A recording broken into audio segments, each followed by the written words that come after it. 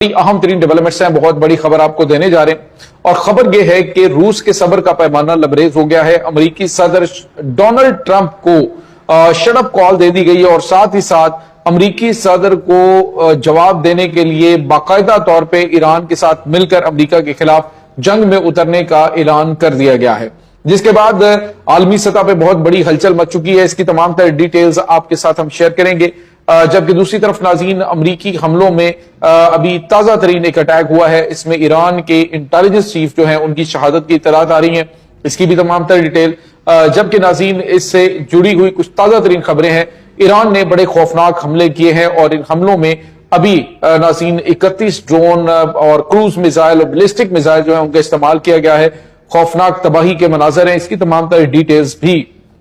आज के इस व्लॉग में आप जान पाएंगे। वीडियो की तफसील में जाने से पहले अगर आपने हमारे इस चैनल को सब्सक्राइब नहीं किया हुआ तो आपसे गुजारिश है काइंडली इसको सब्सक्राइब कर लें और बेल आइकन को जरूर दबा दें ताकि हमारी आने वाली वीडियो सबसे पहले आप तक पहुंच सकें। नाज़रीन, हम आपके शुक्रगुजार हैं जो आप हमारे व्लॉग्स को देखने के लिए वक्त निकालते हैं और कमेंट सेक्शन में अपनी मोहब्बतों का इजहार भी करते हैं। नाज़रीन, इस वक्त सूरत हाल यह है कि मशरिक़ वुस्ता के अंदर जो जंग है वो तो जारी है, लेकिन दूसरी तरफ अमेरिकी सदर डोनाल्ड ट्रंप की जानिब से जिस तरह के अल्फाज दुनिया के अहम तरीन ममालिक के लीडर्स के बारे में बोले जाते हैं या बोले जा रहे हैं, इस पर अब रूसी सदर व्लादिमीर पुतिन का पारा हाई हो गया है। उन्होंने कहा कि तुम होते कौन हो इस तरह से बात करने वाले, तुम्हें बिल्कुल भी इस चीज का लिहाज नहीं है कि तुम अमेरिका के प्रेसिडेंट हो। अब अमेरिकी सदर डोनाल्ड ट्रंप को जो है वो शटअप कॉल देते हुए व्लादिमीर पुतिन ने कहा कि अब वक्त आ गया है कि अमेरिकी सदर को जवाब दिया जाए। उन्होंने कहा कि फ्रांस के सदर के बारे में बात करनी हो या फिर जो है वो ईरान के बारे में बात करनी हो तो इंतहाई गैर शाइस्ता गैर सफारती जुबान का इस्तेमाल जो है वो अमरीकी सदर की जानिब से मुसलसल किया जा रहा है और इस जुबान दराजी को अब लगाम डालने का वक्त आ चुका है। नाज़रीन, यहाँ पे आपको ये बताते चलें कि इससे पहले भी आप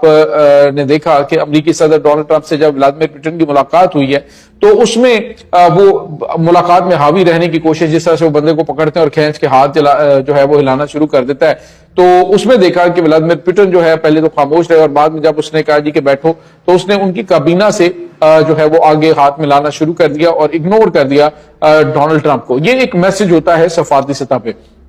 दूसरी तरफ नाज़रीन, डोनाल्ड ट्रंप जो है उसको रोकने के लिए अब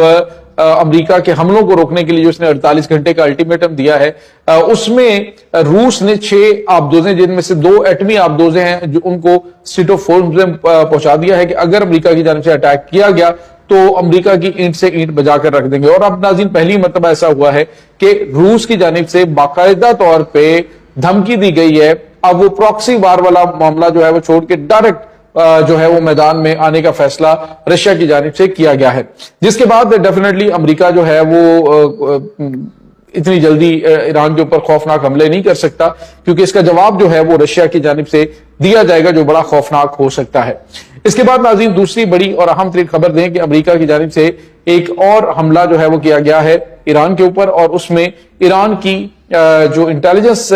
फोर्स है, जो इंटेलिजेंस है ईरान की, उनके चीफ जो है उनकी शहादत की इतलात आ रही है। नाज़रीन, इस जंग के दौरान ये तीसरे इंटेलिजेंस चीफ हैं जिनकी शहादत हुई है, लेकिन कमांड जो है वो बतदरीज आगे बढ़ रही है और अमेरिका और उसके इत्तेहादियों को नुकसान पहुंचा रही है। दूसरी तरफ नाज़रीन, एक और बड़ी और अहम तरीन डेवलपमेंट सामने आ रही है और वो ये है कि अमेरिका की जानिब से जो अब अटैक किए जा रहे हैं इनमें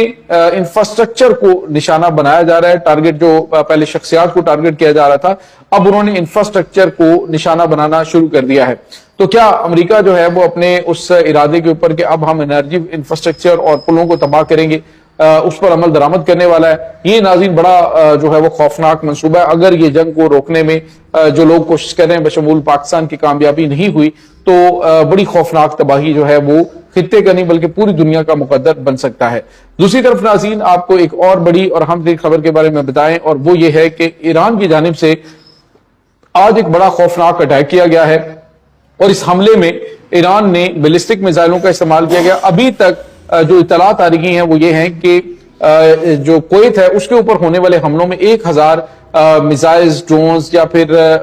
जितने भी रॉकेट्स हैं उनका इस्तेमाल ईरान की जानिब से किया गया है। अभी से थोड़ी देर पहले कुवैत की जानिब से कहा गया है कि उन्होंने 9 बैलिस्टिक मिसाइल हैं, 4 क्रूज मिसाइल हैं और 31 ड्रोन जो हैं वो अपने एयर डिफेंस से तबाह किए हैं और मुतद्दद ने जाकर टारगेट्स को हिट किया। मतलब ये कि इससे कहीं बड़ा हमला जो है वो ईरान की जानिब से किया गया था। नाज़रीन, ईरान जो है वो इस वक्त न सिर्फ अटैक कर रहा है बल्कि दुश्मन के जो हमले हैं उनको रोकने की भी मुकम्मल तौर पे कोशिश कर रहा है। इस वक्त चाइना और रशिया की टेक्नोलॉजी जो है वो टेस्टेड इन वॉर के मुतद्दद जो वेपन्स हैं वो इस वक्त लेबल अपना लगवा चुके हैं और ये जंग खत्म होगी तो ही चीजें डिस्क्लोज होंगी। लेकिन बज़ाहिर नाज़रीन स्टेट ऑफ फोर्स का ना खुलना ये एक बहुत बड़ा इस वक्त पूरी दुनिया के अंदर प्रॉब्लम पैदा करने वाला है, क्योंकि आने वाले दिनों के अंदर अगर अटैक शुरू हो गया और स्टेट ऑफ फोर्स मुकम्मल तौर पे बंद हुई और फिर दुनिया का तकरीबन कोई 12% जो तेल बाबुल मंदुब से गुजरता है उसकी भी अगर रास्ते की बंदिश होगी, क्योंकि ईरान ने तो ग्रीन सिग्नल दे दिया है यमन को अगर हमला होता है तो फौरी तौर पर बाबुल मंदुब को बंद करें। और साथ ही साथ जो ईरान है उसने ये भी धमकी दी है कि हम दुनिया की तकरीबन जो साउथ एशियन कंट्रीज है उसका जो केबल नेटवर्क जोड़ती है इनको आपस में, इंटरनेट केबल जो है उसको जेरे समुंदर हर जगह से वो तबाह बर्बाद कर देंगे। तो नाज़रीन, ईरान जो है वो अपनी जो स्ट्रेटेजिक पोजीशन है उसका फायदा उठा रहा है, अपने ज्योग्राफी का फायदा उठा रहा है और समुद्र के नीचे उन्होंने बताया जा रहा है कि जो माइंस हैं वो लगा दी हैं उन केबल्स के साथ जहां जहां पे ये मौजूद है। उन्हें एक जगह से नहीं ऐसी ऐसी जगहों से ब्रेक करने की इस वक्त मुकम्मल तौर पे प्लानिंग बनाई गई है कि पूरी दुनिया जो है वो बड़े पैमाने पे तबाही से दो चार हो सकती है। क्योंकि नाज़रीन, पहले की आपको होता है स्टॉक मार्केट जो है वो इस जंग की वजह से क्रैश हो रही है, मामलात काफी ज्यादा खराब हो रहे हैं और अगर ये इंटरनेट केबल भी बंद हो जाती है उसके बाद तेल जो है उसका बहरान आ जाता है, यानी मुकम्मल तौर पे ये बंद होता है और इसकी कीमत $200 फी बैरल तक चली जाएगी। और 200 का मतलब ये है कि पाकिस्तान में आपको जो तेल की कीमत है वो कम से कम 1000 रुपए तक जो है वो जा सकती है। तो बज़ाहिर तो नाज़रीन चीजें ये है कि पाकिस्तान ने 80 रुपए तेल की कीमत कम भी की 100 बढ़ा के, यानी वो 20 रुपए बढ़ाई, 80 रुपए कम कर दी। तो ये जो चीजें हैं ये इस तरफ इशारा कर रही हैं कि आने वाले दिनों के अंदर काफी खौफनाक सूरत हाल पैदा हो सकती है। लेकिन पाकिस्तान के लिए मसाइल इसलिए भी नहीं है कि ईरान ने पाकिस्तानी बहरी जहाजों को, तेल बरदार और गैस बरदार बहरी जहाजों को गुजरने की इजाजत दे रखी है और पाकिस्तान इस वक्त बड़ा कलीदी किरदार भी इस पूरे सिनारियो के अंदर अदा करता हुआ दिखाई दे रहा है। नाज़रीन, यहाँ पे आपको ये बताते चले कि इस वक्त अमेरिका की कोशिश ये है कि हमारा अल्टीमेटम खत्म होने से पहले ही कोई ना कोई डील हो जाए, अदरवाइज अमेरिकी हमलों के जवाब में रूस का इस तरह से मैदान में आना ये ऐसा लग रहा है कि जैसे तीसरी आलमी जंग का नुक्ता आगाज साबित हो सकता है। और वैसे भी आपको पता है कि अरब ममालिक जो है उनकी मदद के लिए जैसे यूक्रेन पहुंचा है तो अब ईरान जो है वो बाकायदा तौर पर मैदान जंग में उतर आया है।